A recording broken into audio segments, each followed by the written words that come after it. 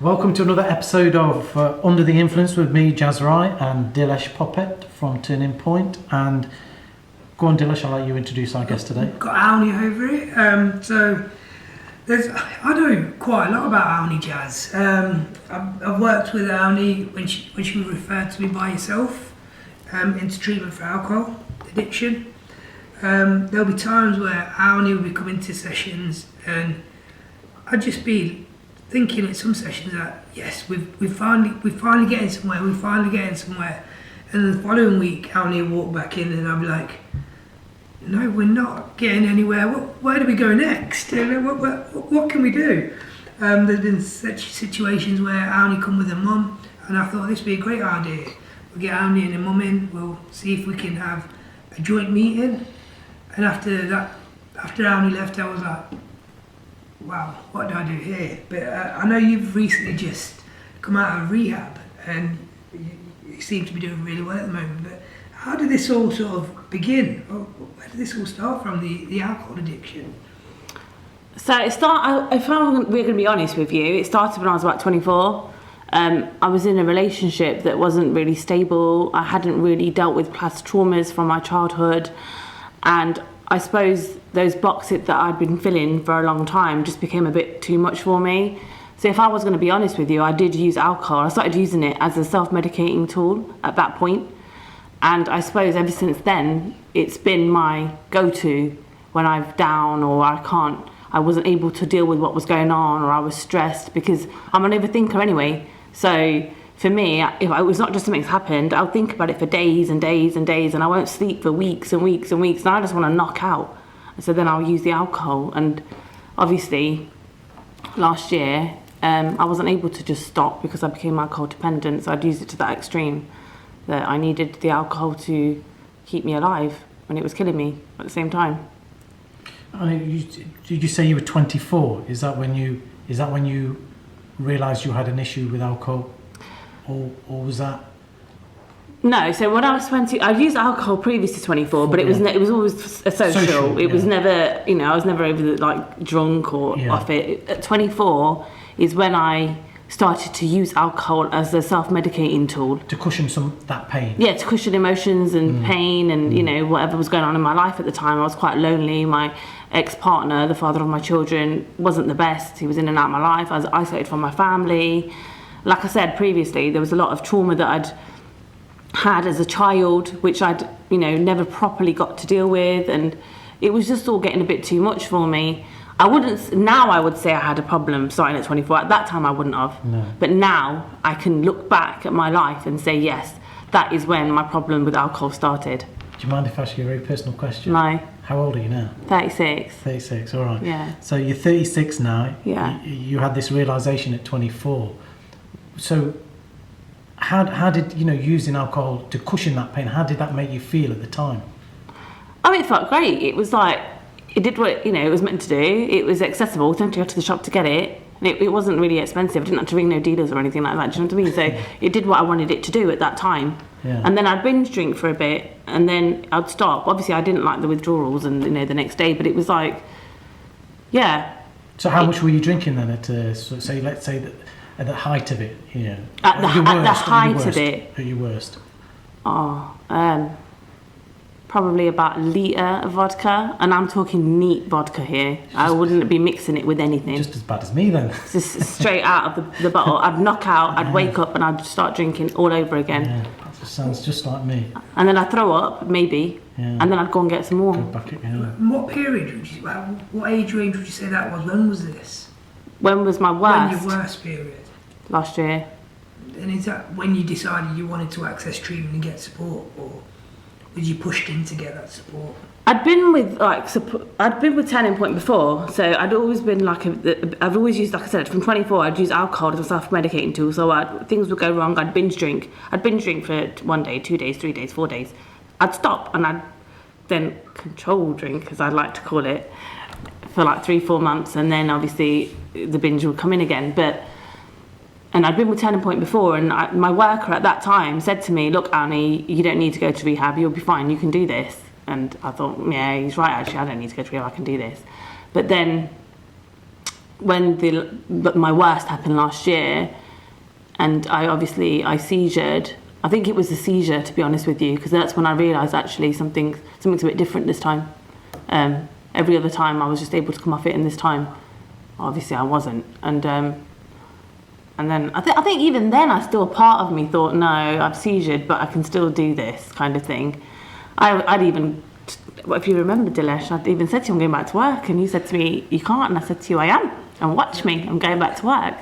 That was a scary part from my side, because with your job that you do as well was quite an important job, and just a slight error or anything go wrong could lead to a lot of difficulties. And I remember you coming over to me and I'm going back to work, and I was just thinking to myself, no, you can't.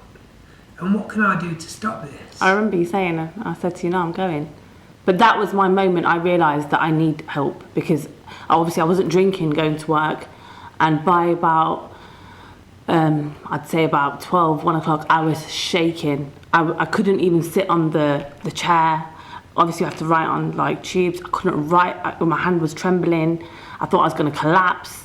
I'd have to go on I'd try different things. I tried drinking lemonade, Boost, but nothing was working. I'd have to leave then, and I'd have to go and get out. I'd have to drink.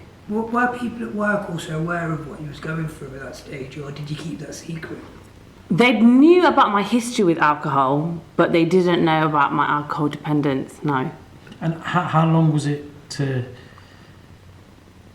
how long were you able to keep it a secret from your family, maybe? Before, when was it they realised that, hang on, there is a problem here? I don't know if I was ever able to keep it a secret from my family. I think when I was 24 years old, I didn't live with my family, so I lived with my ex-partner, and he was always in and out. So I was very much able to just use and drink then, because no one was there to see or whatever. But I think I'm not going to lie, I think my parents did clock on, because they did ring me and I'd be like, slurring, things like that. But then after I moved houses, I got a job, ironically, with Drug and Alcohol Action Team at the time, and everything was fine. And I fell pregnant with my son. Then after I had my son, they made people redundant, so I was one of the people they made redundant, and that's when the alcohol started getting quite bad again. And then my parents realised then, because they'd come and they'd knock on the door and I wouldn't answer the door, and then they'd have to ring me or call my ex-partner to open the door, and they'd see me slumped out. And obviously it was dangerous because I had the children as well. My son was quite young at the time. And then when I moved in with my parents, after I split from my ex-partner 5 years ago, I think, I had bouts. Like I said to you, I drank in binges, so they'd know. And I think over the last few years, it'd be like, oh my God, Aunee's had a binge. And then they'd just be waiting for the next one, literally just waiting. 1 month will go, Aunee's fine. 2 months, when's it coming? And I remember, again, speaking to her several times, and hopefully Mum doesn't mind me saying this, that you were saying my mum's locked me in the room, my mum's done this, she's not feeding me alcohol. I think you was also staying with your gran. That's right. You was also staying with your gran. How do you think your drinking had an impact on your whole family? It had a proper detrimental impact on my family, and I didn't see it at the time. I think now, at that time, I felt like I was in a black hole, and I thought I was on my own in that hole. Now I can see that my children and my mum and dad and my whole family were in that black hole with me, and I can see that now. I didn't see it at the time. My mum and dad were worried sick about me, before they realised that I had to have alcohol. Obviously they were draining every bottle I had, so I would have to go and get a new one. I went to lengths. They'd lock me in the house. I'd jump out the window. I broke my nose and everything, to get the alcohol, and they didn't know what to do. But I think once they found out that I was alcohol dependent and that I needed it to live, essentially, they started giving it to me. But I remember my dad, and because in the end he did my shots for me to stabilise me, because I obviously couldn't stabilise myself. And he said to me, Aunee, I never thought there'd be a day where I'd be having to give my daughter alcohol. And I could see tears in his eyes. they were just like, they were distraught. They didn't know what to do. They didn't know if they were going to come back from work and I was going to be dead or alive, or, you know, and my grandma, I remember going to my grandma's house and I drank so much that I fell down the stairs. Now, my grandma's 79 years old. I fell down the stairs and then I smashed one of her murtis, like a God's idol thing that she's really fond of, and straight into her plant, and I was bleeding. And I don't really remember it. And, you know, I put her into a right panic that day. I got told afterwards. So obviously looking back, it's like they were dying emotionally and physically as well as I was too. Only, alcohol is only a symptom of an underlying issue. So can you identify with any underlying issues, you know, whether it be peer pressure, guilt, your own feelings, being isolated? Would you say what can you identify with today looking back that maybe was an underlying issue that made you turn to the alcohol? So there was traumas, like I explained to you earlier. So there was traumas in my childhood. There was a lot of anger. There was a lot of pain. There was loneliness as well. I felt quite isolated. I felt that my parents weren't, even though even though what happened to me happened, I felt like my parents weren't really on my side. And then I had a partner who was, you know, emotionally abusive, physically abusive. He'd smash doors and windows and throw things at me and call me all sorts of names. And it was really, it just got too much for me. It was almost like, how strong can I be? I mean, I tried to commit suicide a few times. This isn't just when I was drinking. I tried to commit suicide in my teenage years, but that, you know, I was never successful in that. But yeah, it was just, yeah. And were you ever able to discuss these with anyone, mate? Like you said, you family members and your mum and dad, you tried to talk to them. But was there anyone else that you could find in friends that maybe that understood you? There was people I could talk to, which is one of the reasons I went with my ex-partner and I got into that relationship so quickly, is because he showed me the emotion and said the things I wanted to hear from my parents. You know, that's the whole reason. Had I, in hindsight, had what happened to me not happened to me, I wouldn't have gone so deep into it. But even me talking to people, that wouldn't have changed my situation. At the end of the day, it wouldn't have made any difference to what I was going through. It wouldn't have made my mum and dad think any differently. So what did make a difference? Rehab? Rehab made a difference to me. Yeah, and how? I didn't have the benefit of rehab. I sometimes wish I did, because I'm not a great fan of rehab, because I do believe it's a bit of a business and revolving doors for some people. But then when I hear the success stories, and I've worked with a lot of people that have been to rehab and people that have been to rehab supporting the Seek Recovery Network, I do believe it works. Tell me how the rehab worked for you and how you connected with rehab. Well, I start from the beginning. I remember when Dilesh said to me, I think you need to go to rehab. And I said to him, I'm not going to rehab. I don't know what you're thinking. Do you remember? Is that the polite way you said it? I don't know. Can you remember the real? I might have said to him, you can shove your rehab up your arse or something like that. Potentially, you potentially did. But I think. What was your reaction to that? I think when you speak to somebody like Aunee and you see that she's already, we take it away that you already went through treatment. She was positive, so she did relapse. You did, is that correct? Did relapse, didn't you? Well, I never really stopped drinking, so it wasn't like I left Turning Point and then I was abstinent. I'd left Turning Point thinking I could control drink. Yeah, and that's and when speaking to you and hearing about your life and hearing about your life experience, sometimes as a worker you've got to actually think that she needs more in-depth support. She needs support where this is not once a week or once every 2 weeks or coming. You need to go in somewhere where you're in inpatient and you're getting therapy day in, day out, so you can understand the way you live and change the way you think rather than just go. I totally get that, Dilesh, and that's what's made my thinking. That's why I've changed my way of thinking, because some people just can't do it in society, can they? They can't do it. They need to be put into another bubble. Yeah. And that's what I was trying to get at. You know, how did it? You know, the bubble you was in rehab, how did that change your thought process? Was it the therapy that helped you? Was it the meetings? Was it just being opening up and being able to share what you went through as a child growing up I think it was all of it, to be honest with you. The first most important thing is I was away from Leicester. Yeah. Because doing the meetings from Leicester and then going back home, that would never have helped me. It was, being away from everything and everyone, just concentrating on myself. That was number one. Number two, it was all the support you had over there. It was like I'd never known any people to be so supportive and see me in a different light. I'd always been seen as different things, but the way that they saw me, it was just, it was really positive. My therapy really was my assignments. Like, when I first got there, I didn't realise you had to do assignments. So I remember sitting in the room crying, my first day there. And I was crying. I was putting my stuff out, crying, thinking, oh my God, I'm stuck here. Dilesh, what the hell have you done? I was cussing you, really. And I thought, assignments? Like, bloody hell, now I'm going to do essays. I'm not only here in the sticks, we're going to do essays now. But, once I got going with the assignments, there was no stopping me. It was like, I'd do one assignment and it would answer some questions, but it would bring up a lot of other questions, and then I'd want another assignment to work on that, because it was really like, you really get to look deep within you.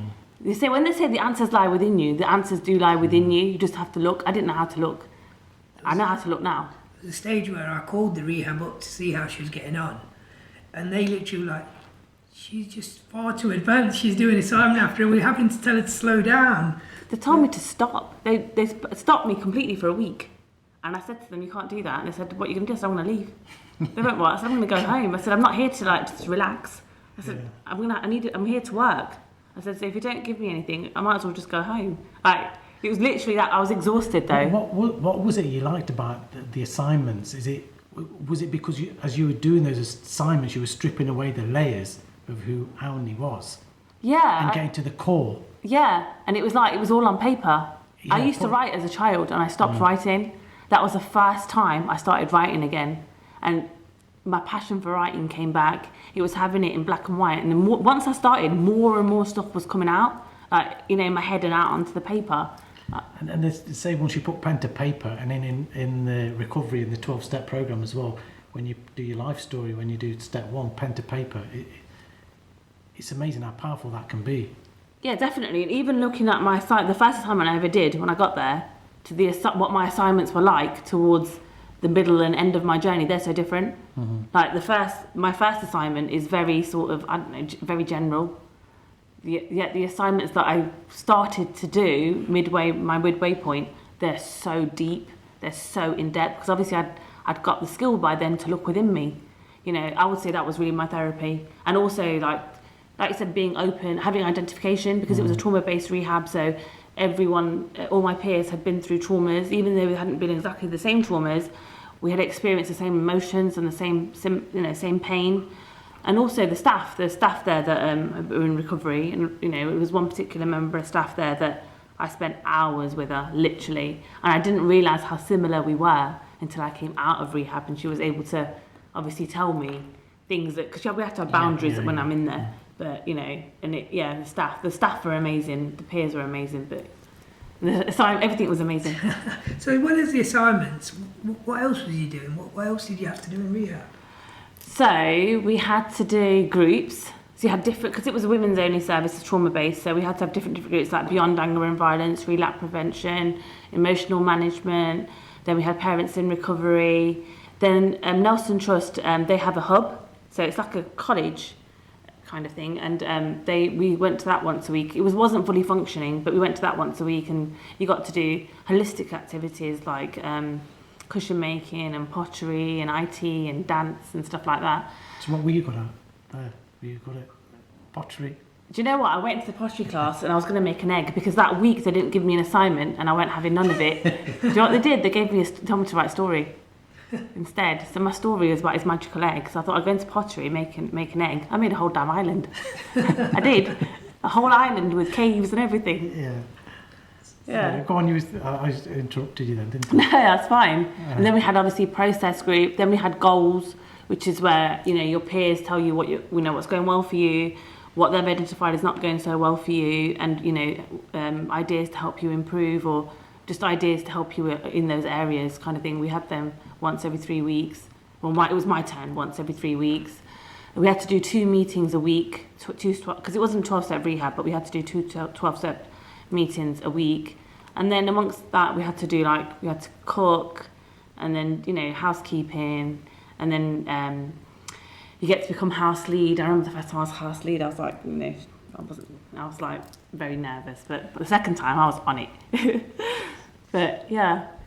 If I had to sort of take you back to that Aunee that wanted to tell me to go away and do one and so on, and I have to ask you that question now, is that you look at, what would you advise yourself now if you was in that position when I said to you about rehab?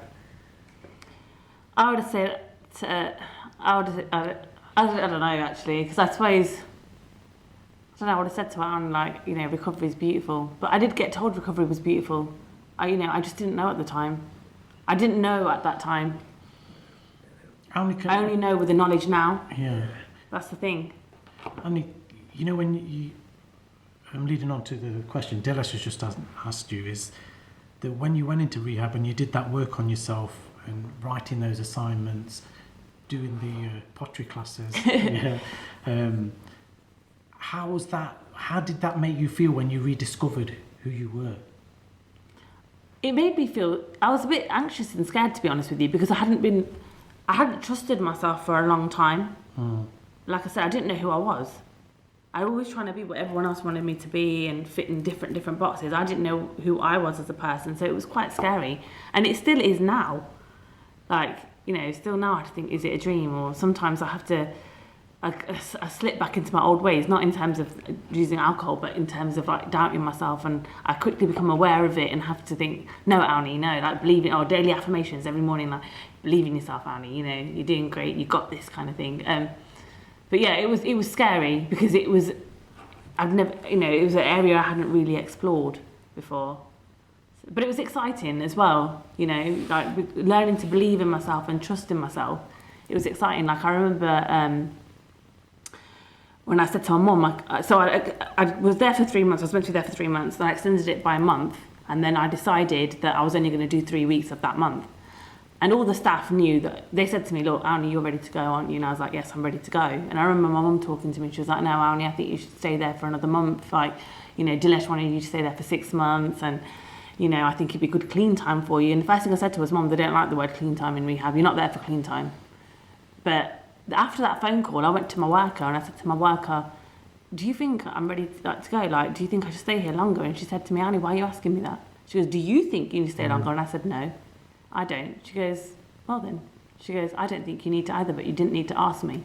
And that was me doubting myself again. We spoke about you coming home. I think we missed something out here as well with detox. So bear in mind, before detox, you've been drinking every single day for a long period.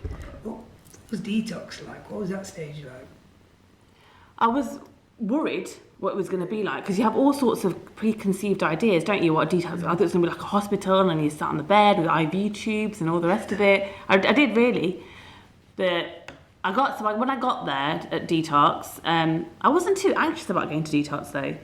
When on the way there, because I think for me, because it was quite local, because it was Nottingham and I was only there for 9 days, it wasn't the same feeling as rehab. Like that, I was really crap in that. But detox, and when I got there, I remember blowing, and you have to breathalyze you, and they were like, Aunee, you blew really high. They go, but the worry is that if we'd seen you in the street, you look normal. I wouldn't think, and I didn't know that was a worrying thing.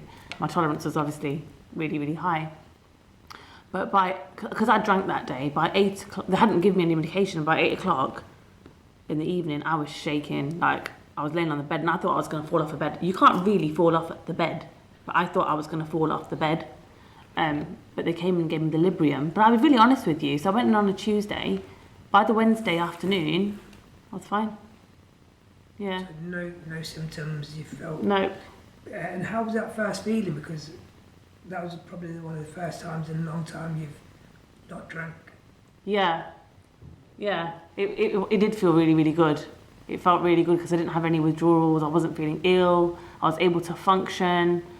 I knew what was going on around me. I was able to shower and brush my teeth. It's just a simple and go thing, toilet. Yeah. Because obviously when I was drinking heavily, I wasn't able to control my bladder. You know, it was one of those things. So, yeah, it was nice. Aunee, you speak about, and I have to do this as well, literally on a daily basis. Just pinch yourself, you know. Yeah. Because you know, not just the fact that you're sober. I'm with my family, some of the stuff I'm doing, you know, even being here today with you, Dilesh, and Tom and yourself, you know, I do really have to pinch myself on a daily basis.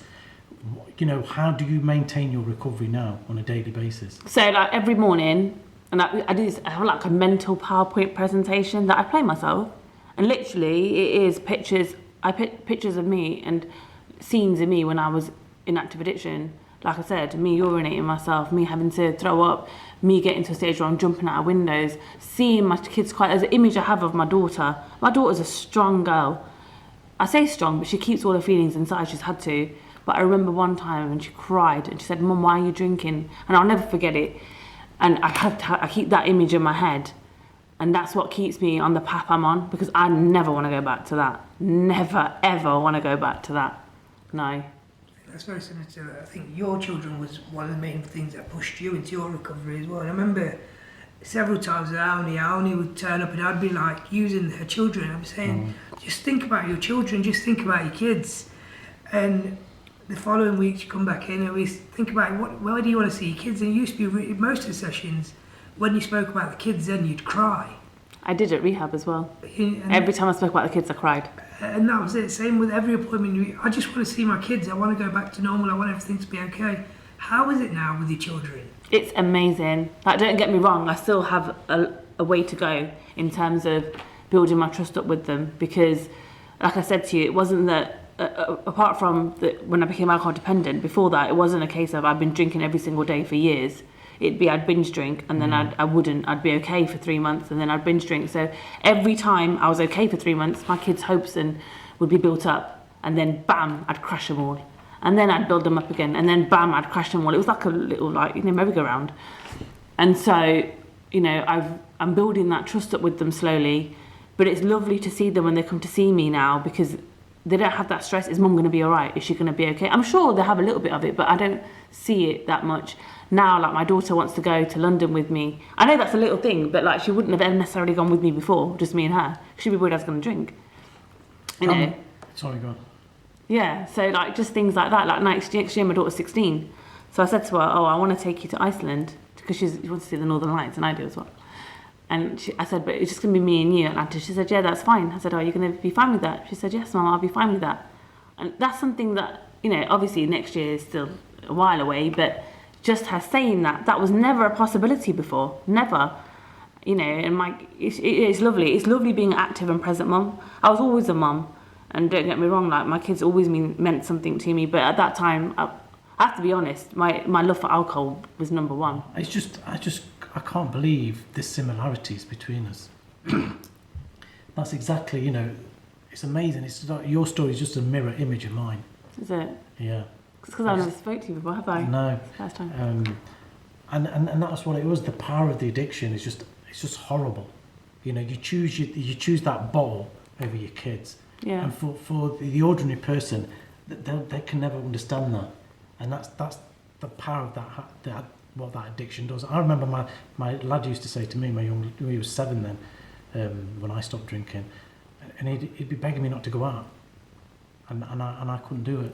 No. And I always say that, you know, I could justify my drinking over my kids' dinner money.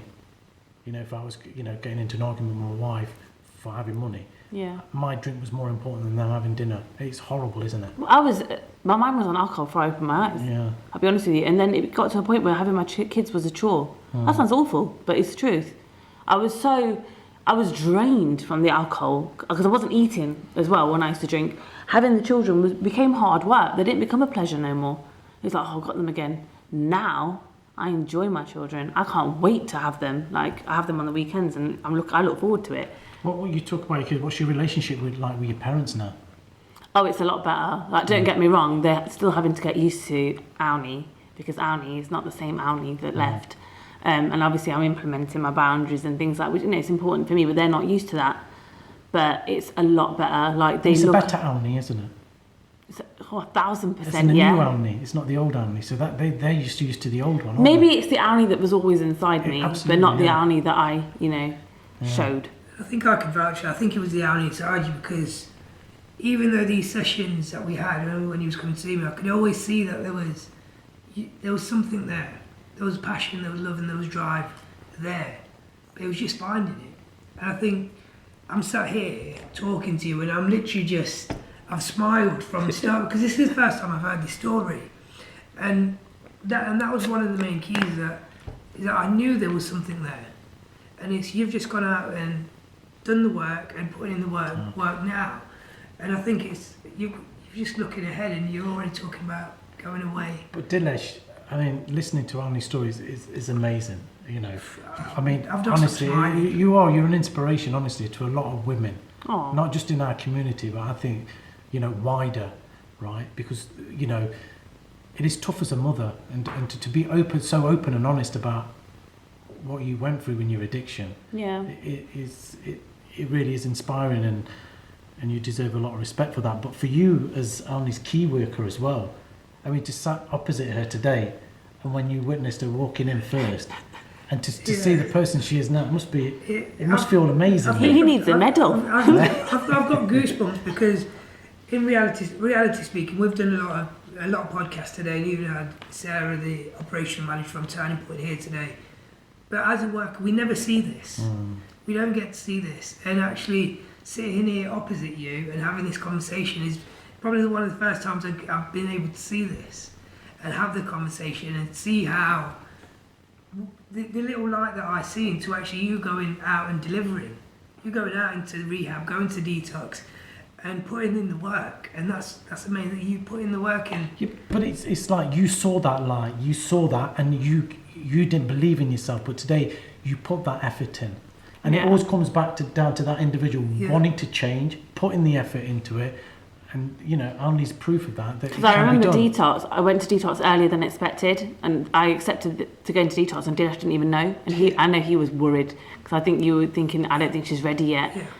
Or And whatever, we spoke a lot. Well, we spoke a lot about preparing you for when you come back home after rehab, and I think we spoke as well about the problem of you living at home with your parents. Yeah. And I think my fear was at the start of that was for you to go to rehab, then come back home to your parents' house and be in that same environment, be in that same world, and things won't go to plan.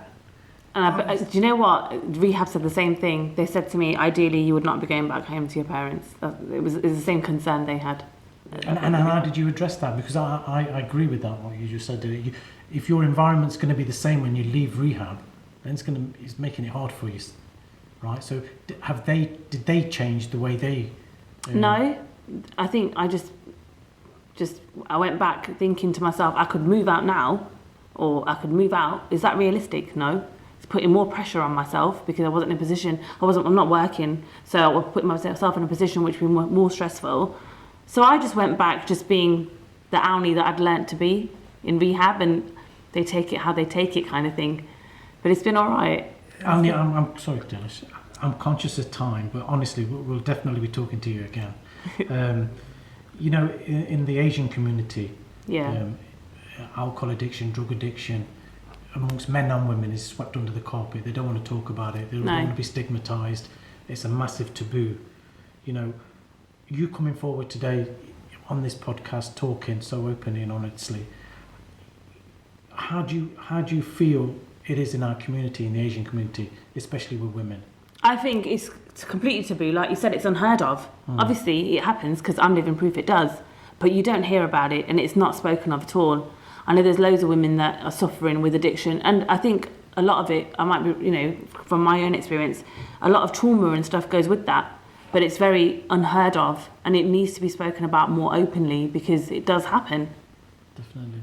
And if anyone's daughter, anyone's mum, anyone's sister listening to you, what would you advise them or suggest to them?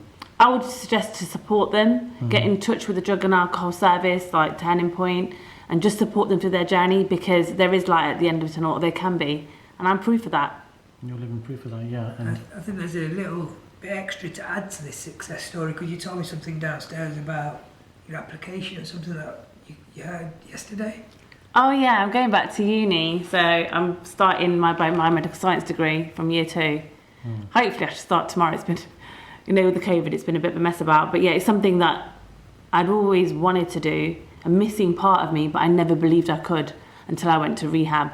And it was in rehab that I rediscovered that actually, no, it's not, it's something I can't do, it's something I can do, and something I am going to do. Wow. So I came out of rehab, and the week after I applied to uni, and I just got the unconditional offer today, and the unconditional offer I got today from them. So, and this was also a goal that she said to me when she was in her addiction. I don't remember. You actually said to me about going back to university and going back to work was a goal that was when you was in your addiction. Okay. So you've actually made what we spoke about then the reality, and you're doing it. And again, it's another reason to make me happy, Aunee. So yeah, it's been a privilege. It's been an honour to work with you. And you, Dilesh. Thank you. Do you see attitudes in our community changing in the Asian community? I think unless it's spoken about more openly, then it's not, the attitudes aren't going to change. The only reason the attitudes sort of changed within my family is because I went through it and they've seen it firsthand. There was no hiding from it.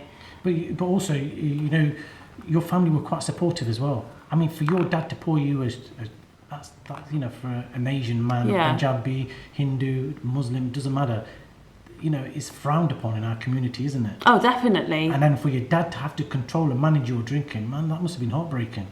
As I said to you, he had a tear in his eye the first time he told me, but he knew that if he didn't control it, I would not control it, but without it, I could seizure and die. There really wasn't really a choice. Well, have you been able to make amends with your... So I have with my grandma.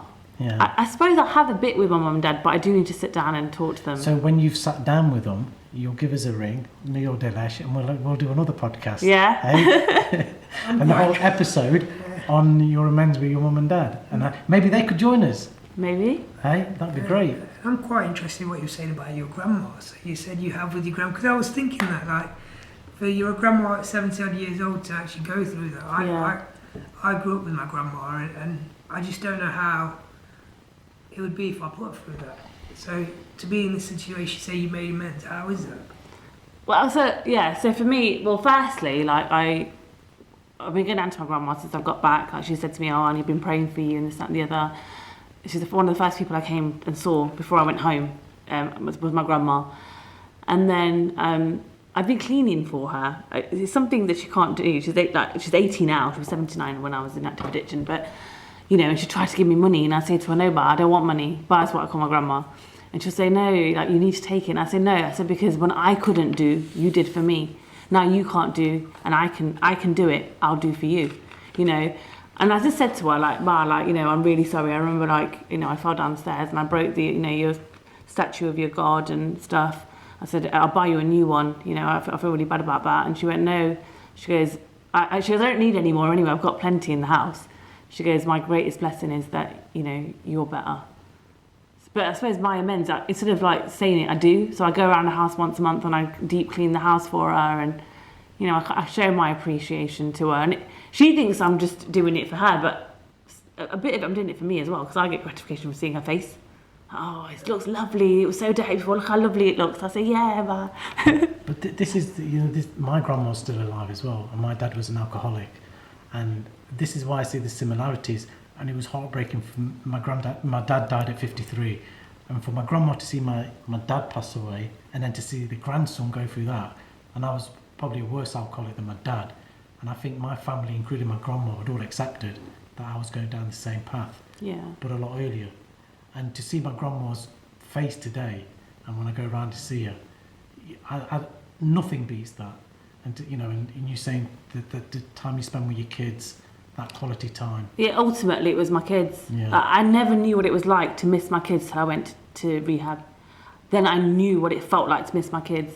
I valued my kids, but I never knew my kids' true worth until I went to rehab. Now I know how blessed I am, and I mean that.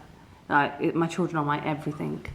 It's been amazing, man. It's just, you're an inspiration, honestly. Thank you. And thank you, Dilesh, as well. And Dilesh is amazing. You've been amazing, Dilesh. Yeah. It was, again, finding, knowing that you had it in you, knowing that it's possible. And I'm guessing the same with a lot of other people I work with, is just, it is possible. You've shown it. Oh yeah, it's To definitely actually- possible. To looking at one of the first, all of this, to look back on all of the things you said, you've gone out and done. See, I don't even, like I said, I don't even remember telling you that. I don't. Even we spoke, to remind you, we spoke every week about your children, and you saying how much you love them and how much you want to do for them. Oh. And you're here today doing that now. You're saying about your bar, your grandma, now you're here doing that.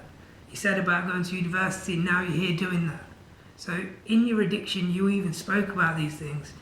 And just in your recovery, you made it reality. So best of luck for your future. Thank you. It's been great to have you here. Thank you. And then when you come to your year's birthday, Yeah. me and Dailash and Tom will be here to celebrate with you. Oh yeah, wicked. Brilliant. Thank you, Aunee. Thank you.